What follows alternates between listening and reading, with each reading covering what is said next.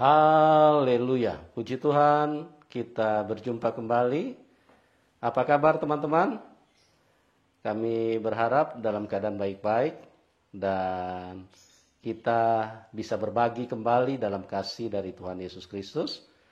Karena memang itu yang terpenting, yaitu kita bisa menceritakan kasih Tuhan.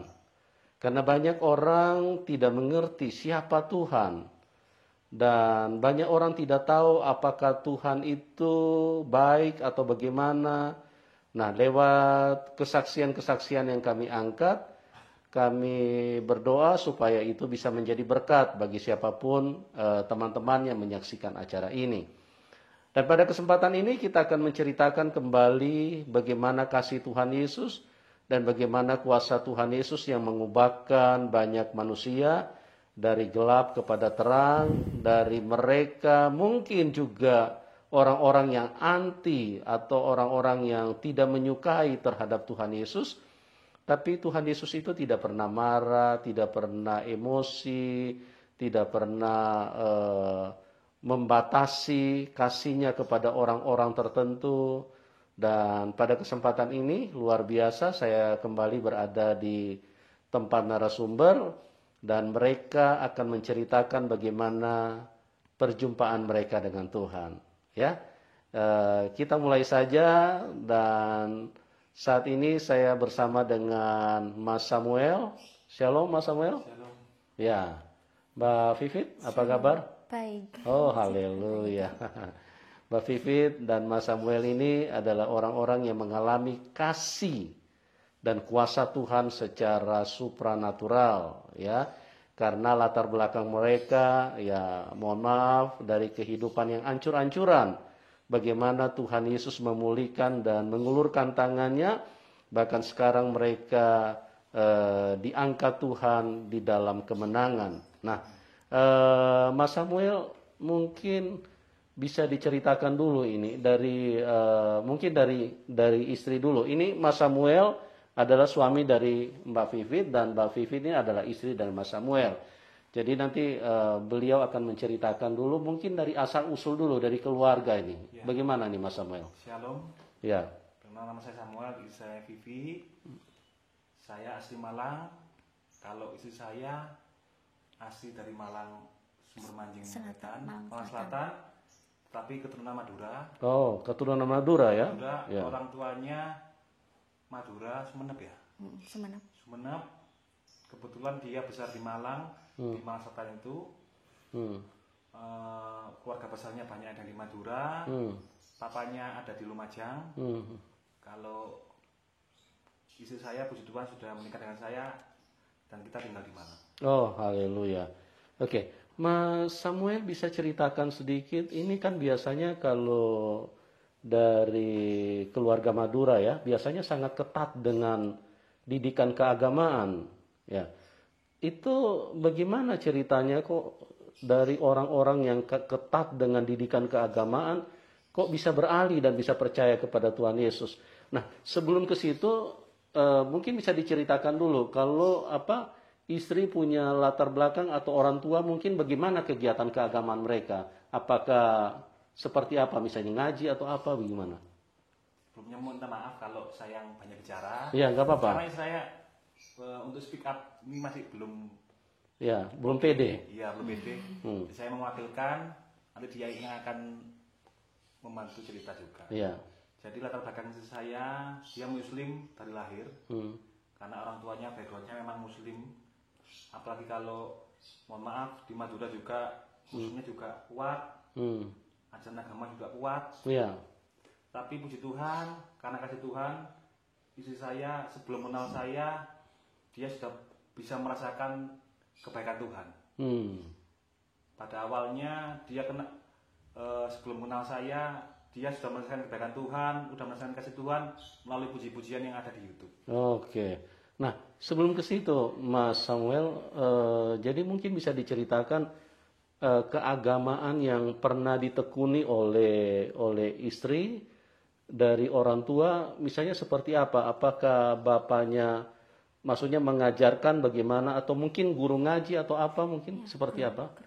Ya, seperti yang saya katakan, karena ajaran agama yang begitu kuat,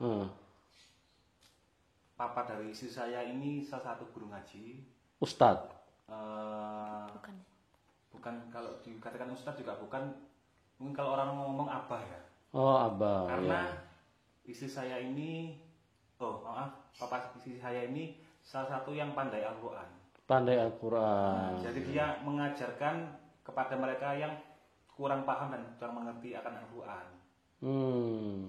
Terutama mungkin yang anak-anak kecil mau belajar Al-Quran, orang tua yang sudah berumur tapi masih belum bisa membaca Al-Quran. Nah, orang tua istri saya itu yang mengajarkan. Tetapi untuk istri saya sendiri, dari dia kecil, untuk soal keagamaan, dia memang kurang mendalami. Kurang mendalami karena dari hatinya sendiri tidak ada dorongan untuk ke sana. Oh, begitu. Iya. Hingga akhirnya seperti saya yang tadi katakan bahwa begitu dia sudah akil balik, dia sudah bisa mencari jalan sendiri, sudah mulai bisa mencari kehidupan sendiri. Akhirnya dari situ dia mulai mendengarkan lagu-lagu pujian karena sudah bisa dengan orang tua kan. Kebetulan orang tua dia juga divorce. Cerai. Jadi dia orang tuanya yang papanya di Lumajang, mamanya di Malang Selatan di Sumber Manji. Akhirnya dia merantau lah ke Malang Kota. Dari situ dia mencari jati dirinya sendiri. Dia situ akhirnya bebas untuk menentukan ujian, terus berteman dengan yang beda agama, dia akhirnya punya kebebasan sendiri ya. Nah, boleh tahu dengar lagu pujian, lagu gereja itu dari mana? Dari gereja atau dari teman atau dari apa dengar lagu-lagu rohani, lagu-lagu gereja? Dari mana Mbak Vivit? Dari teman. Dari teman. Dari teman saya itu. Mendengarkan lagu-lagu itu. Selain dari teman, dari apa lagi? Dari YouTube? Iya, dari YouTube. Iya. Misalnya salah satu lagu apa yang pernah didengarkan? Itu apa yang biasanya kita nyanyi itu? Apa lupa judulnya apa? Tuhan apa itu? Yang Tuhan selalu itu loh. Tuhan selalu menolongku. Tuhan selalu menolongku. Iya. Tuhan selalu menolongku ya. Luar biasa. Kata-katanya apa yang membuat Mbak Vivit menjadi terkesan atau yang mempengaruhi hidup Mbak Vivit itu seperti apa? Apa yang dirasakan waktu dengar lagu itu? Waktu mendengar lagu itu rasanya kayak gimana ya? Damai. Damai. Iya. Damai sukacita ya. Jadi teman-teman, Mbak Vivit ini memang agak kurang pede kalau bicara. Jadi nanti makanya dibantu sama suaminya. Jadi dengar lagu membuat rasa adem ya, rasa ada sukacita damai. Nah, terus pada tahap mana Mbak Vivit sampai mengambil kesimpulan bahwa ini bukan hanya sekedar lagu, tapi ada nilai kehidupan yang aku harus percaya gitu loh. Pada tahap mana gitu? Mungkin Mas Samuel bisa bantu jelaskan. Jadi sebelum dia mengenal saya, dia di saat dia mendengarkan puji-pujian, dia merasa ada dorongan hati.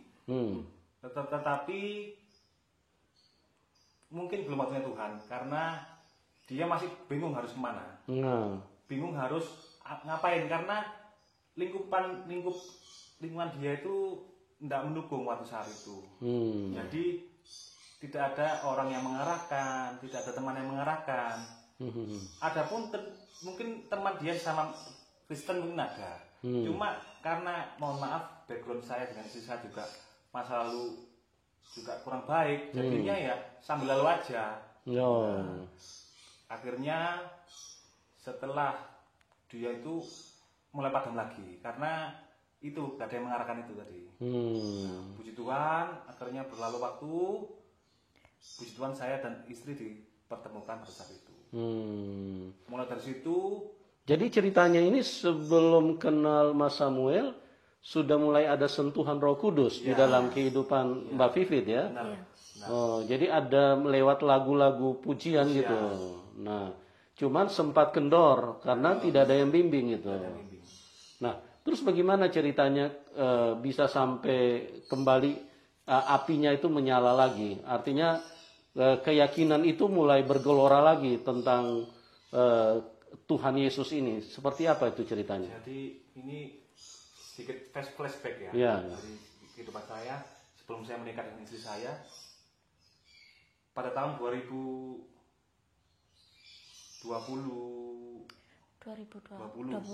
pada tahun 2020 saya dipertemukan dengan istri saya. Akhirnya saya tahu bahwa dia Muslim dan dia tahu bahwa saya Kristen. Dari situ karena memang anak muda zaman sekarang agama itu nomor 2 kadang-kadang. Betul. Yang penting sayang dulu. Yang penting sayang dulu. Yang penting cinta dulu. Akhirnya bercobalah kita untuk komitmen pacaran. Tapi kita mengesampingkan urusan agama. Karena kalau flashback lagi, saya juga jujur saya juga baru keluar dari penjara pada saat itu urusan narkoba. Dan dia juga dunia malam juga begitu dengan saya. Walaupun keluarga saya hamba Tuhan, pelayan Tuhan, tapi karena saya waktu itu memang salah jalan, akhirnya saya masuk penjara. Dan saya akhirnya bertemu dengan istri saya di kehidupan malam. Dan dari situ saya sharing cerita, akhirnya kita pacaran. Setelah pacaran, tidak pernah membahas agama sama sekali. Tapi dia tahu kalau saya setiap minggu saya ke gereja. Dia tanya, kamu mau kemana?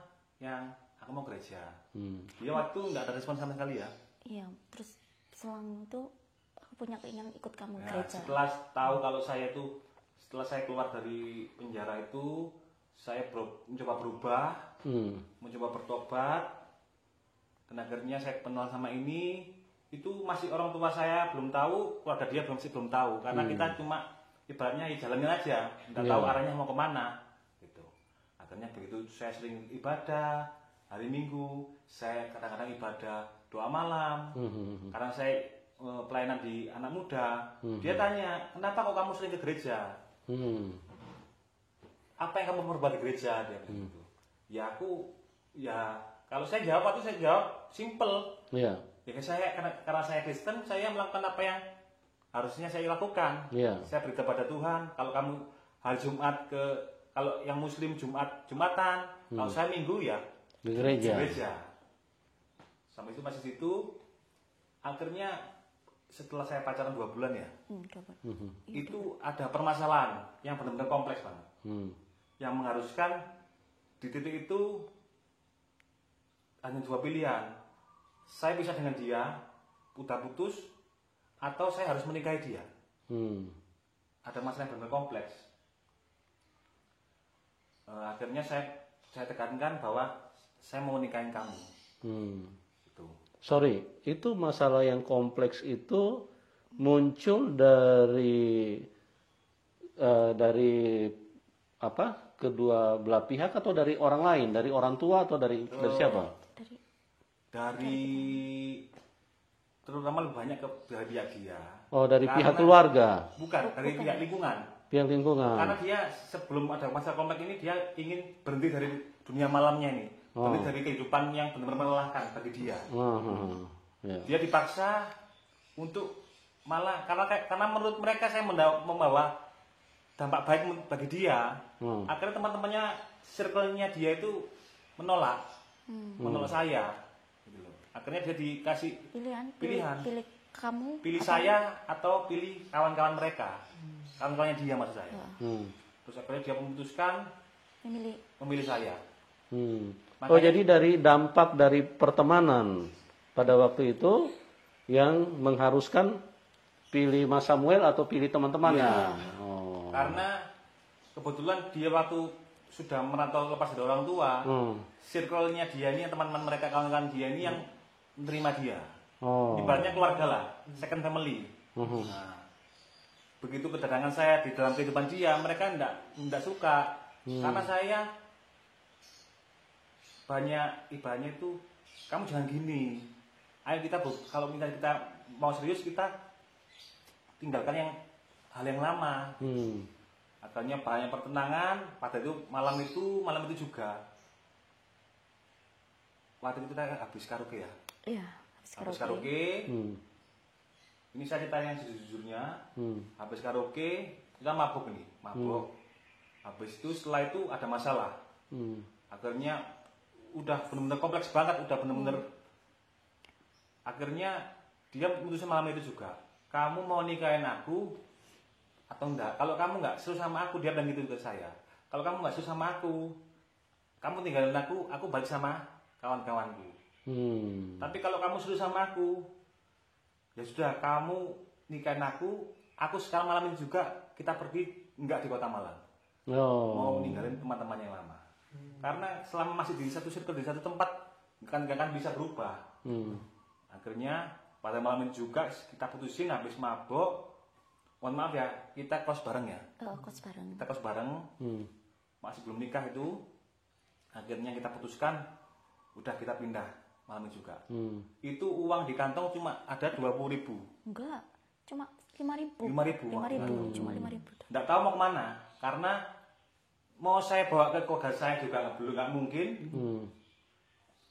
Mau ke keluarga dia juga nggak mungkin. Akhirnya. Dan teman-teman banyak nolak. Teman saya juga menolak dia. Teman dia juga menolak saya. Akhirnya saya bingung mau kemana. Tuhan, ini posisi mabuk, saya waktu itu berdosa sekali sama Tuhan. Tapi inilah, di dalam dosa kita pun Tuhan masih baik. Tuhan masih menunjukkan kasih-Nya. Akhirnya Tuhan meneguhkan saya. Kita mau ke Lumajang juga kejauhan.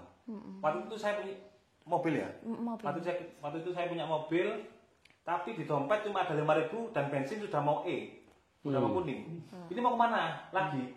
Udah posisi mabuk, lapar, nggak punya uang. Kalau tetap menetap di kos-kosan malam itu juga pasti berantem. Pasti ibaratnya udah nggak tahu lagi mau kemana lagi. Akhirnya kita pergi. Saya minta dukungan sama Tuhan. Akhirnya saya berdoa di tengah mabuk itu, dia akhirnya memantapkan hatinya dirinya. Ayo kita ke mama dia maksudnya. Pulang Sumber Manji. Nah, posisi mabuk itu dengan hati yang kalut, uang tidak ada, mobil tidak ada bensin, kita berangkatlah ke rumah Sumber Manjing ke rumah mamanya. Kalau mertua saya waktu itu. Kita berangkat dengan pulang jam subuh ya, jam 3. Jam 3 subuh. Berangkatlah kita ke sana. Dengan iman percaya. Waktu itu dia masih belum tahu apa itu iman dan apa itu percaya. Karena selama pacaran dengan saya, dia realistis orangnya. Kalau ada duit ya jalan. Kalau nggak ada duit ya di kos. Gitu kan. Akhirnya kita mantapkan hati dalam nama Yesus. Kita berangkat ke sana. Posisinya waktu itu saya setengah mabuk. Nggak ada uang sama sekali, tapi saya dengan pimpinan Roh Kudus saya berani ke orang tuanya yang beragama Muslim tadi. Itu. Mamanya, ibunya. Iya. Tapi dia masih belum berani ke mamanya. Akhirnya ya udah sayang. Jadi jarak dari Kota Malang ke tempat mamanya sekitar 2 jam. 2 jam. Pulang itu agak mabuk semua. Mabuk. Antara takut dan bingung. Pasrah dan bingung. Karena nggak pernah bawa temen cowok ke rumah. Gitu. Senang-senang dia nggak pernah mencowok karena tahu sendiri background agamanya bagaimana. Itu malam-malam ya jam 3. Akhirnya dia bilang, saya nggak usah ke rumah mama, kita ke rumah kakakku aja. Kebetulan kakaknya sudah menikah. Posisi mabuk, kita ke rumah kakaknya. Kebetulan kakaknya nggak ada, yang ada istrinya. Kalau kan karena di desa. Kalau di desa itu kan kalau masukin cowok ke rumah orang kan harus izin RT RW. Akhirnya pada malam itu saya tidur di warung. Jadi dibuka, kebetulan kakaknya punya warung, saya tidur di warung itu. Saya Tuhan, saya pasrah, saya nggak punya apa-apa. Saya hanya punya masalah. Saya sekarang posisi kayak begini, apa kata Tuhan serah.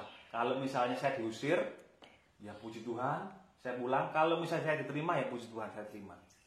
Akhirnya di situ saya tidur berdua sama di warung. Hujan deras, hujan lebat.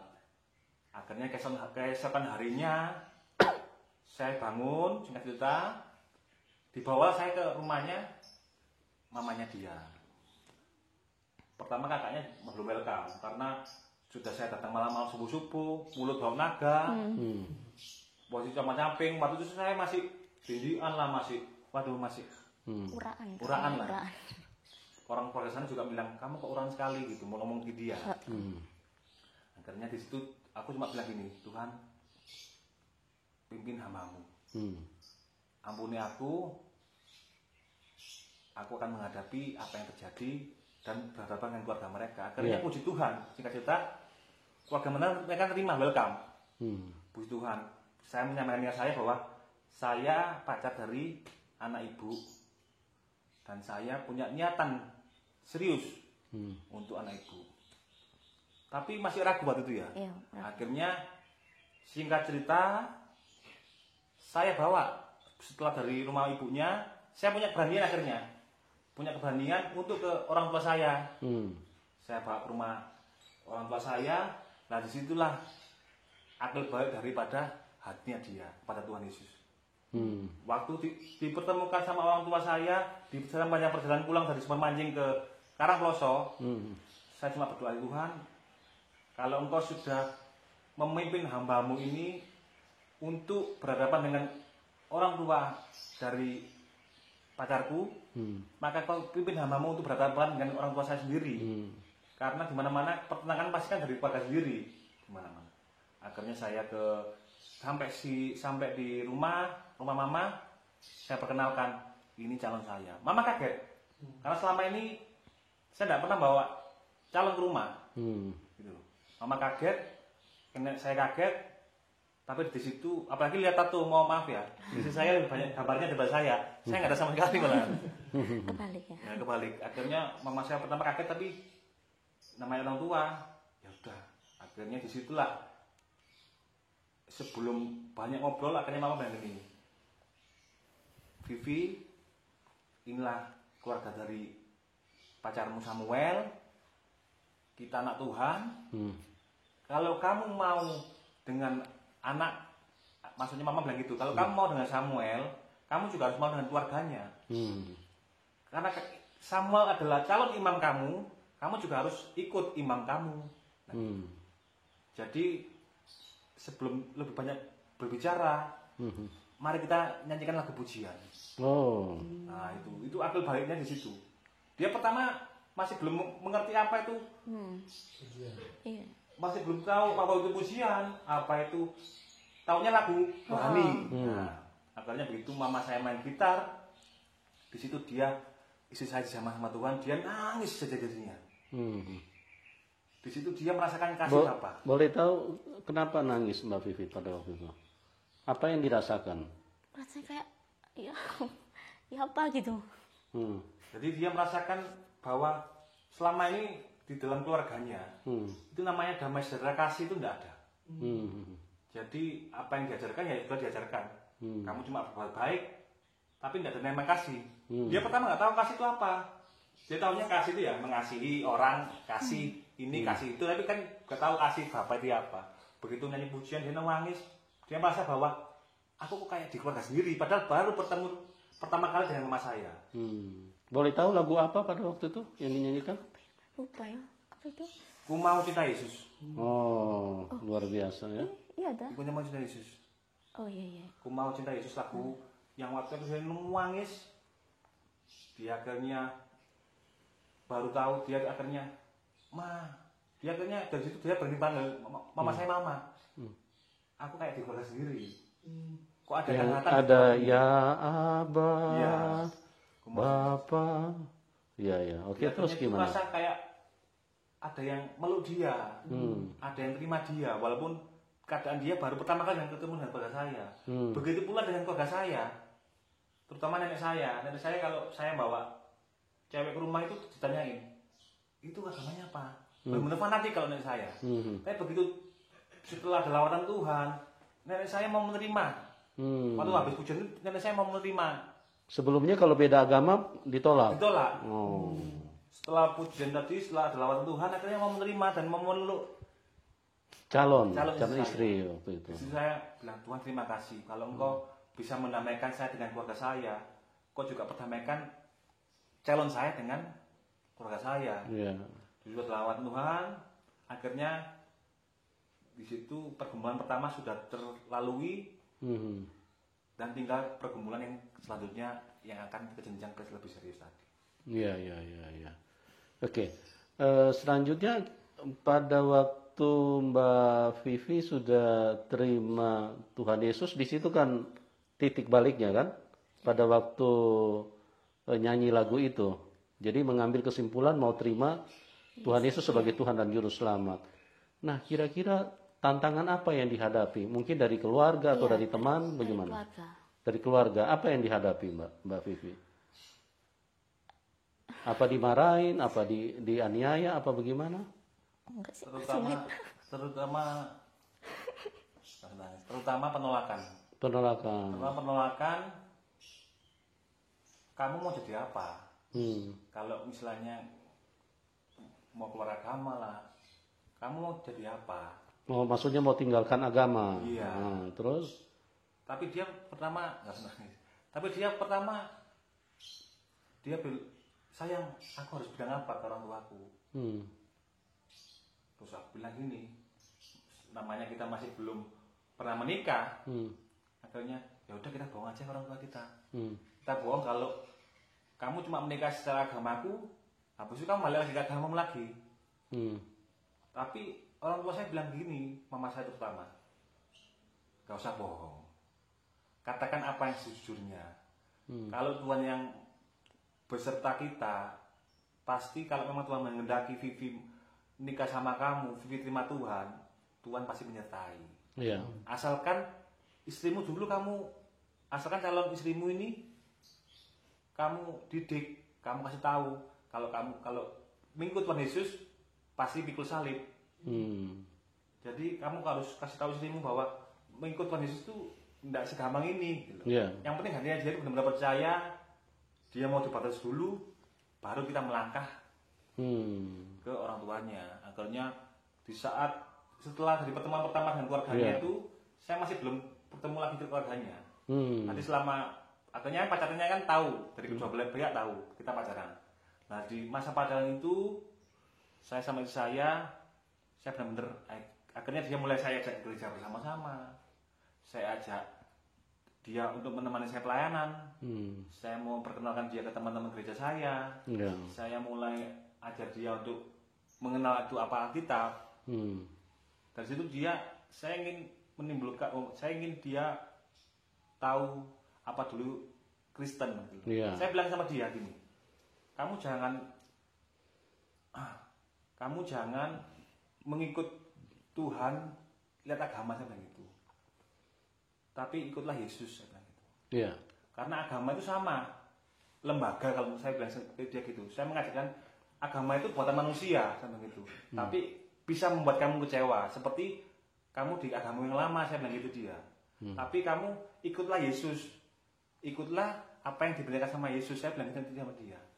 Jadi kalau kamu masuk Kristen, jangan karena saya juga, jangan karena paksaan orang tua saya, jangan karena agama, tapi karena kamu sayang dan cinta sama Yesus.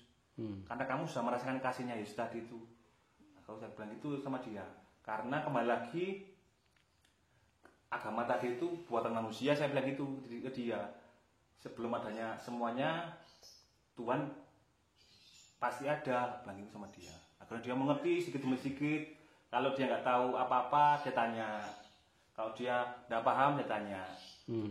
Terus akhirnya di ayat apa itu ya? Waktu di gereja, dia ada ayat, saya lupa tapi ayatnya apa. Jadi dia tahu paham soal kasih. Karena setelah pacaran sama saya dari awal sampai dia ke gereja itu, dia masih belum paham soal kasih itu apa. Kasih itu apa sih yang? Kasih itu apa sih yang? Gitu. Akhirnya saya bilang, kamu merasakan kehangatan enggak? Abang itu. Kamu merasakan kedamaian enggak? Itu yang Tuhan berikan, yaitu kasih, abang itu. Ya. Nah, kita balik sedikit ini Mas Samuel. Jadi tadi bilang mengalami tantangan kan dari keluarga. Bentuk tekanan tantangannya itu seperti apa yang dialami secara secara real, secara konkret itu seperti apa yang dialami? Apa dimarah, apa di apa? Ya, marah sih. Marah. Banyak keluarga yang marah. Marah karena tahu kalau saya Kristen. Itu pertama. Tahu kalau saya Kristen. Yang kedua, tahu kalau dia kadang-kadang ikut saya gereja. Jadi karena kan beberapa kali itu ada ibadah gereja atau bukan gereja kan foto. Nah sama dia kepingin share di WA, di status di Facebook. Dia pengen share. Dan saat dia share itu lama-lama ketahuan. Loh, kamu kok sering pakai baju bagus-bagus kumpul-kumpul. Orang tuanya kan nggak tahu gitu. Lama-lama akhirnya ketahuan, kamu ikut ibadah ya? Nah, dari situ mulai ada penolakan. Keluarganya sudah ada yang marah-marah dia, maki-maki dia. Kamu ngapain ikut kayak begitu? Teman-teman juga bilang, oh murtad kamu, gini. Nah, itu sudah mulai dia mulai goyang gini. Kalau manggil saya kok, ini aku harus gimana? Gitu. Ya sudah, kamu apa yang kamu percaya, apa yang kamu imani, kamu jalani. Kalau kamu nyaman sama kehidupan kamu yang dulu, ya kamu kembali dulu. Tapi kalau kamu nyaman dengan kehidupan kamu sekarang, kamu sudah menemukan sesuatu yang baru, yang buat kamu damai, kamu terus lanjut, jangan dengerin omongan orang lain, gitu. Akhirnya dia terus, orang yang marahin dia, teman-temannya, akhirnya dia blok, dia tutup akunnya dia. Akhirnya orang tuanya dia tidak terlalu pedulikan. Akhirnya dia benar-benar di situ ya, kamu belajar ya. Akhirnya di situ dia belajar, tidak ada saudara yang support. Tidak ada teman yang support, dia cuma dia sendiri dan keluarga saya yang ada di Malang. Dia benar-benar pasrah sama Tuhan. Tuhan, kalau misalnya saya sekarang dengan keluarganya Samuel dan saya meninggalkan keluarga dan teman-teman saya, dia bilang gitu, saya siap Tuhan. Akhirnya di situ dia penolakan semua, tidak ada. Akhirnya di situ nggak punya teman ya. Nggak punya teman sama sekali. Keluarganya juga nggak ada yang support, keuangan juga dia nggak ada. Akhirnya saya bilang, sayang, kalau kita yakin mau menikah, mulai sekarang aku berusaha buat nyukupin dia. Dan keluarga aku juga support untuk dia. Kamu gak usah takut kelaparan, karena aku bilang sama dia, Tuhan Yesus gak akan pernah biarkan kamu kelaparan. Gitu. Banyak orang yang mengasihi kamu, banyak orang yang mencintai kamu, aku bilang dia begitu. Akhirnya dia mengambil keputusan, ya udah, kalau Tuhan memang menggugah hati orang tua dan keluarga dia, akhirnya saya siap. Ya, haleluya. Jadi teman-teman, kita melihat perjalanan hidup dari Mbak Vivit, bagaimana beliau dari kehidupan yang tidak mengenal Tuhan, tapi seperti yang selalu saya katakan bahwa kasih Tuhan itu sangat besar. Jadi ketidakmengertian seseorang tidak membatasi kasih Tuhan. Bahkan penolakan, bahkan penghinaan dari manusia tidak membatasi kasih Tuhan. Banyak orang yang menghina Tuhan Yesus. Tuhan kok berkolor, Tuhan kok lahir dari rahim wanita, Tuhan kok mati di salib. Itu tidak membatasi kasih Tuhan. Dan kasih Tuhan terus dicurahkan kepada manusia. Dan mereka pada akhirnya, setelah mengenal Tuhan Yesus, setelah mengetahui siapa Tuhan yang menciptakan mereka, maka mereka sadar dan minta ampun bahwa memang manusia seringkali tidak sadar dan melakukan hal-hal seperti itu. Tapi saya ingin beritahu bahwa kasih Tuhan itu luar biasa, melampaui apapun. Ya, bukti dari Mbak Vivi. Dan juga tadi Mas Samuel juga sudah menceritakan, Mas Samuel juga punya hidup hancur-hancuran. Ya, tapi Tuhan Yesus itu pribadi yang tidak ternilai, tidak terukur kebaikannya, tidak terukur kasihnya. Dan itulah yang dinyatakan kepada dua kekasih ini, di mana mereka sekarang hidup dipulihkan, hidup diubahkan, dan mereka mengalami damai sukacita. Karena bersama Tuhan itu adalah suatu pengalaman yang nyata. Bukan hanya pengalaman yang ditulis di dalam buku. Tidak. Alkitab itu firman Tuhan. Jadi apa yang ditulis di situ, itu dialami oleh manusia. Kalau cuma ditulis di dalam buku tapi tidak dialami, itu adalah sesuatu yang perlu dicurigai. Karena apa? Karena bisa saja itu perkataan manusia yang cuma dibukukan dan kemudian mungkin ditawarkan kepada manusia. Nah, pada kesempatan ini saya mau tanya sedikit nih. Mbak Vivi kan sudah bulat, sudah mantap kan ikut Tuhan Yesus. Selama perjalanan beberapa waktu ini menjadi pengikut Tuhan Yesus, pernah nggak timbul di dalam pikiran ada kata menyesal? Nggak ada. Nggak ada ya? Atau mungkin tiba-tiba ada rasa tekanan atau kesusahan atau apa, saya pengen balik aja. Nggak ada. Tidak ada. Oke. Jadi itulah teman-teman bagaimana luar biasanya Tuhan menyatakan diri kepada Mbak Vivi ya. Nah terus ini, sorry nih mau tanya sedikit ini.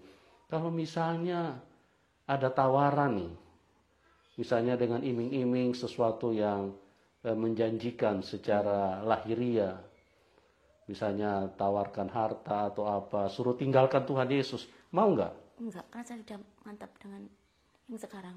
Haleluya, sudah mantap ya.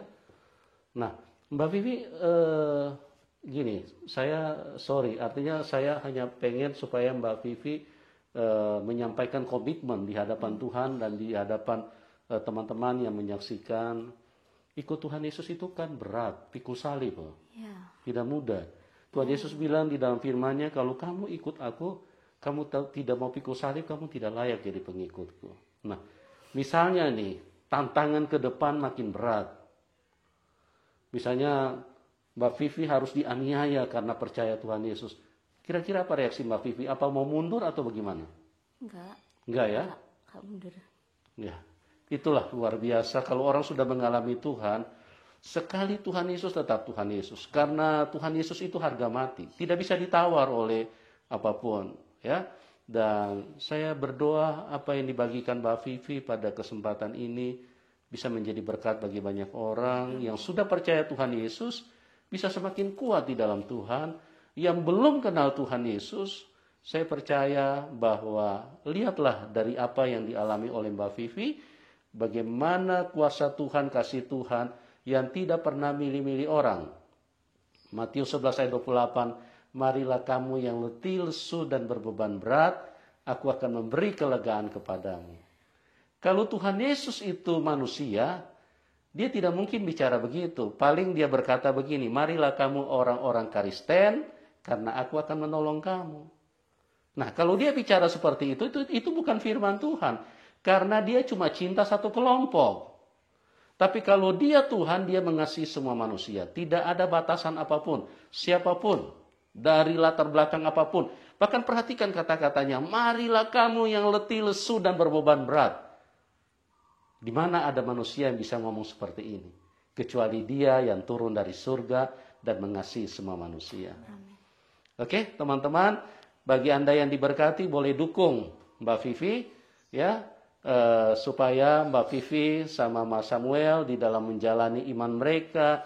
Mereka sekarang aktif di dalam pelayanan untuk hidup baru, melayani Tuhan, bisa dukung mereka. Ya. Dan sekali lagi terima kasih buat Mas Samuel dan Mbak Vivi, terima kasih ya. Teman-teman juga terima kasih buat kalian semua. Doa saya supaya Anda semua mengalami kasih karunia Tuhan. Ya. Kita akan berjumpa di program selanjutnya. Tuhan Yesus memberkati kita semua. Dan salam kemenangan. Amin.